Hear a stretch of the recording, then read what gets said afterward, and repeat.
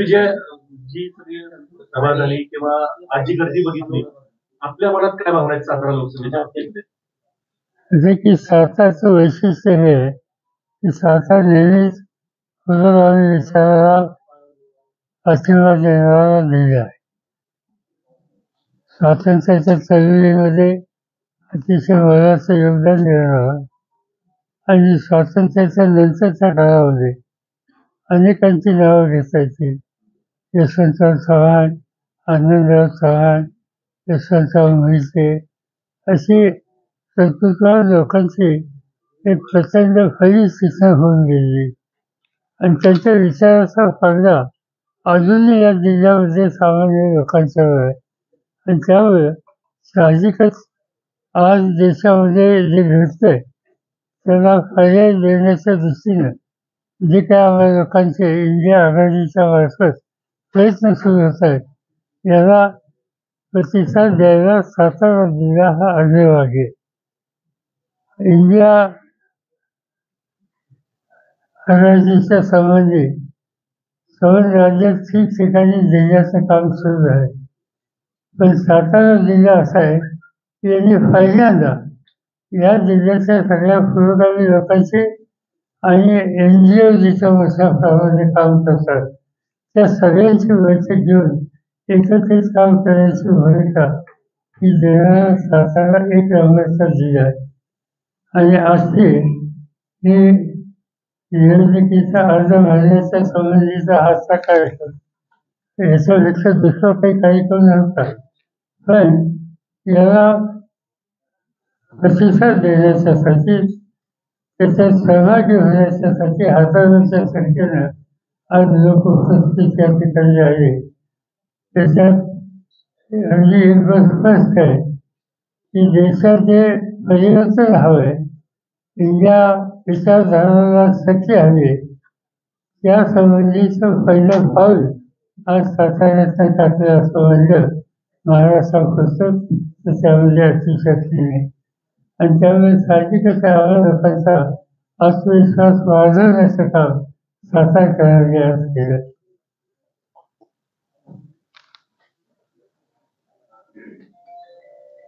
काल महायुतीच्या एका आमदारांनी आपल्या उमेदवार जे शशिकांत शिंदे त्यांच्यावर आरोप केले. त्यांच्यावर सर्व एजन्सी आमदार सुद्धा आरोप करून त्यांना काय साध्य करायचं? साध्य काय करायचं सगळं त्यांच्याकडे सांगायला दुसरं काही नाही.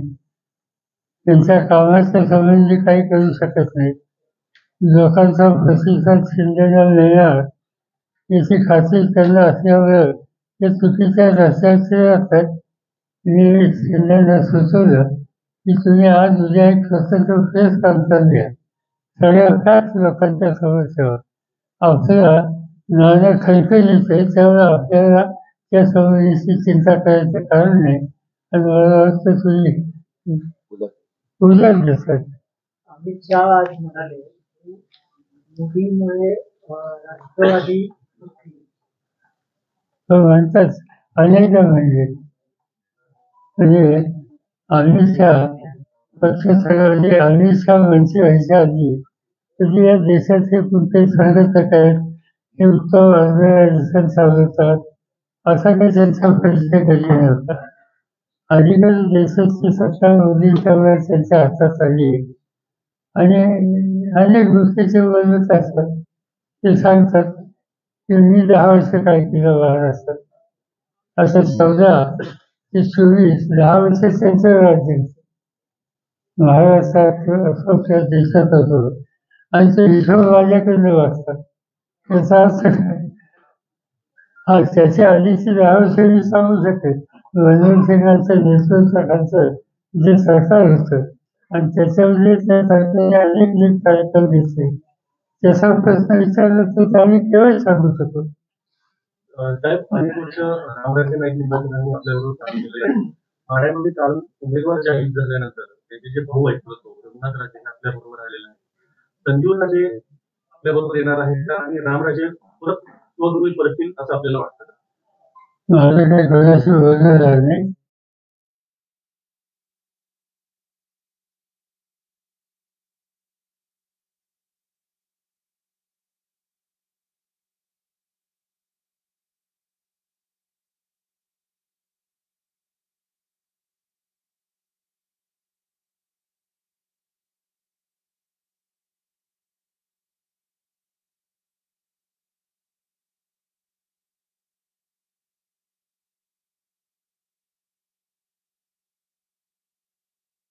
महायुतीला उमेदवारी अर्ज भरताय, मात्र अद्याप महायुतीकडून त्यांची उमेदवारी जाहीर झालेली नाही.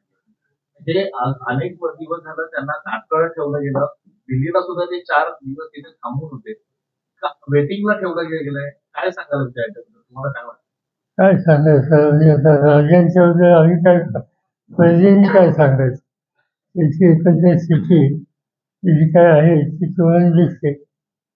म्हणजे उद्याचे ते उमेदवार होणार असं आम्ही तुम्ही जे काही लिहिता छापता त्याच्यात दिसते. पण आम्हाला असं खात्री आहे की लोकांच्याच गेल्याच्या नंतर लोक आम्हा सगळ्यांच्या आघाडीचे उमेदवार शशिकांत शिंदे यांच्याबद्दल लोकांच्यात असा बघायला मिळेल. सातारा हा राष्ट्रवादीचा पालिकेला राहिला नाही असं एका आमदारांनी वक्तव्य केलंय. त्यांना काय सांगाल? ठीक आहे ना, त्याचं उत्तर त्यांचं पालिकेला राहील का नाही, राहिलाय का नाही? असं आहे की सातारचे लोक पुरोगामी विचाराला नेहमीच पाठिंबा देतात. मागच्या वेळी सुद्धा मी सिनियर पासवानचा जो काळ होता बाय इलेक्शन होतं तिथं तुम्ही सगळे पाहिले सातारच्या जनतेने काय करून दिलं. आणि यावेळेला आणखीन एक गोष्ट अशी आहे की महाविकास आघाडी त्यावेळेची जी निवडणूक झाली त्यावेळेला आघाडी नव्हती. लोकांचा अनेक पक्षांचा पाठिंबा होता. यावेळेला आघाडी आहे आणि आघाडीमध्ये काँग्रेस असेल, शेतकरी कामगार पक्ष असेल किंवा रिलायन्सच्या पार्टी असेल किंवा शिवसेना असेल, हे सगळे जीवाभावानं या निवडणुकीत उतरले. तर त्या सगळ्यांचा विचार एकच आहे की देशामध्ये एक एक जागा आपण निवडली आणली पाहिजे आणि एक एक जागा मोदींची कमी केली पाहिजे. आज मोदींची शक्ती, मोदींची संसदेची संख्या ही कमी होणार ही राष्ट्रीय गरज आहे. साहेब, 12 मतदारसंघामध्ये पाठीमागच्या विधानसभा निवडणुकीमध्ये उत्तम जानकर यांनी राष्ट्रवादीतून निवडणूक लढवली आणि गेल्या 3 दिवसामध्ये जयश्री मोदी यांचा जसा काँग्रेसमध्ये राष्ट्रवादीत प्रवेश झाल्यापासून विशेष विमानाने जयकुमार गोरे, रणजित नाईक निंबाळकर नागपूरला जातात आणि तिथं त्यांची भेट घेऊन एक नाराजी सांगतात. आजही सकाळी उत्तम जानकर यांना नागपूरला घेऊन गेले. त्याचं उत्तम जानकर हे संध्याकाळी निर्णय जाहीर करावे की बीजेपी बरोबर जायचं की मोठे पक्षाला पाठिंबा द्यायचा. पण घेऊन गेले उत्तम जानकर घेऊन गेले म्हणजे कोण विमानात जातात, स्पेशल विमान करून जातात ते नागपूरला. जयकुमार रणजित नाईक निंबाळकर हा उत्तम जानकरांना घेऊन गेले नागपूर. विषय चांगले आमचा माझा मतदारसंघ तिथं एकदम निवडणूक लढत होतो. हा दुष्काळी मतदारसंघ आहे. पण आमची एकंदर स्थिती सुधारणा दिसते की आमच्या सरकारी विमानांनी जातात ते स्पेशल केली. साहेब, 99 पासून आपला पालिकेला आहे, खासदार आपले आहेत, आमदार पण भरपूर आमदार दिले. म्हणावे तसे अजून प्रोजेक्ट मोठे सातारा जिल्ह्याला आलेले आहेत, मोकळे धंदा नाही. आपलाच राष्ट्रवादी खासदार इथे निवडून आलेले.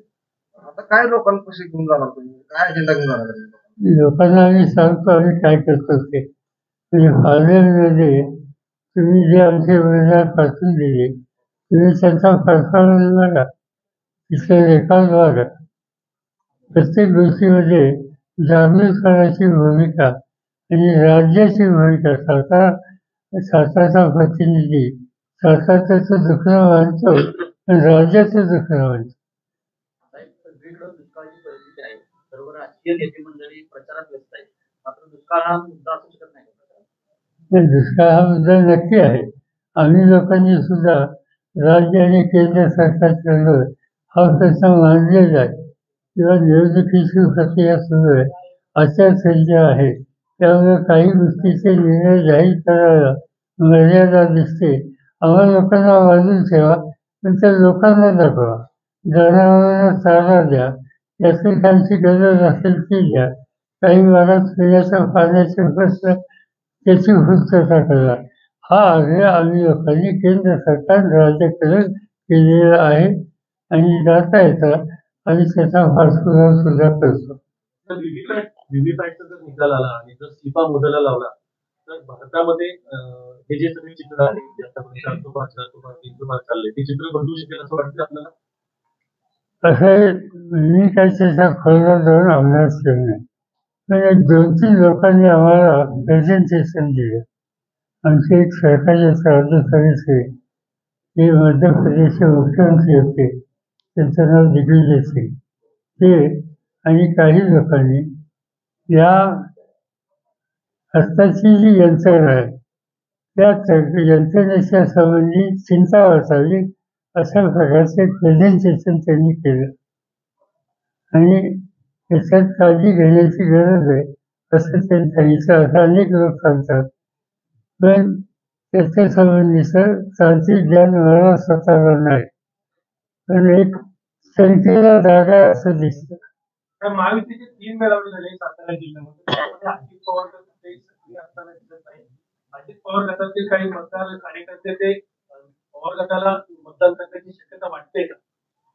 असं आहे की आमची जी आघाडी आहे त्या आघाडीच्या उमेदवारांना साधारणतः जो समाजकारणामध्ये आस्था घेणारा घटक आहे त्या सगळ्यांचा फाशीला आमच्या उमेदवाराला मिळेल असं चित्रवादी दिसतं. पावसाळ्यातल्या सभेत आपण तो दुरुस्त करा म्हणून आवाहन केलं होतं जिल्ह्यातल्या जनतेला. आता उमेदवारी अर्ज भरून आलाय, आपण आता काय आवाहन करायचं जिल्ह्यातल्या लोकांनी वाटतं दुरुस्त केली. मागच्या वेळी आपण आवाहन केलं तो दुरुस्त करा, लोकांनी तो दुरुस्त केली शब्दानुसार. आता या निवडणुकीसाठी लोकांना काय आवाहन करावं लागतं? बघूया ना कोण कोण येते सवाल. त्यांना जोडून ती तुम्हाला सोडून गेणारे माझे सोडून गेले ते पुन्हा विधान भवनात दिसले नाही. लोकसभेची तसंच पुनरावृत्ती होईल का?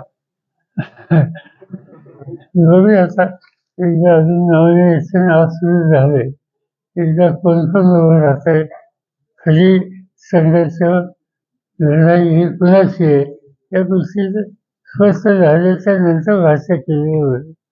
बारामती लोकसभा मतदारसंघामध्ये अनेक प्रश्नामध्ये निर्माण झाला आणि बाहेर, आणि त्यानंतर हा प्रश्न ज्यावेळेस सुनेत्राताईंना विचारला गेला त्यांना अश्रू अनावर झाले आणि त्यांनी काहीच उत्तर दिलं नाही. तर त्यावेळेस कुठेतरी फील झालं की तुम्ही जे 2 शब्द वापरले घरच्यांबाहेरचं, त्याच्यात मी तसं बोललेलो नव्हतो. मी जे बोललो होतो प्रश्न काय विचारला, प्रश्न तिथं अजित पवारांनी काही भाषण केलं. त्यांच्या भाषणात त्यांनी सांगितलं की मला निवडून दिलं, त्यांना स्वतः निवडून दिलं, ताईंना निवडून दिलं, आता सुनेला निवडून द्या. आणि देत असताना त्यांनी आणखी काही वाक्य वापरले. तर त्याच्या संबंधी मी फक्त स्पष्टीकरण केलं. यापेक्षा वेगळं काही मला सांगायचं साधन नव्हतं. आणि महिलांच्या हिताच्या संबंधीचा इश्यू जर असेल तर मला असं वाटतं की या देशात महिलांच्या आरक्षणाचा पहिला निर्णय राज्याचा घेणारा मुख्यमंत्री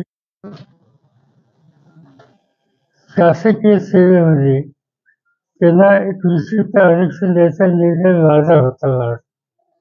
केंद्र सरकारमध्ये मी संरक्षण मंत्री असताना तिन्ही दलामध्ये मुलींना सहभागी करून घ्यायचा निर्णय माझा होता.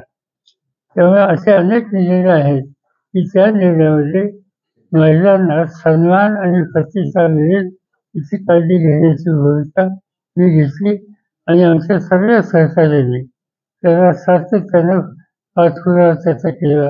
आणि हे झाल्यामुळं आम्हा लोकांचे या महिलांच्याकडे बघायचा दृष्टिकोन किती समंजसपणाचा आणि पाठपुरावा करण्याचा आहे हे स्पष्ट होतं.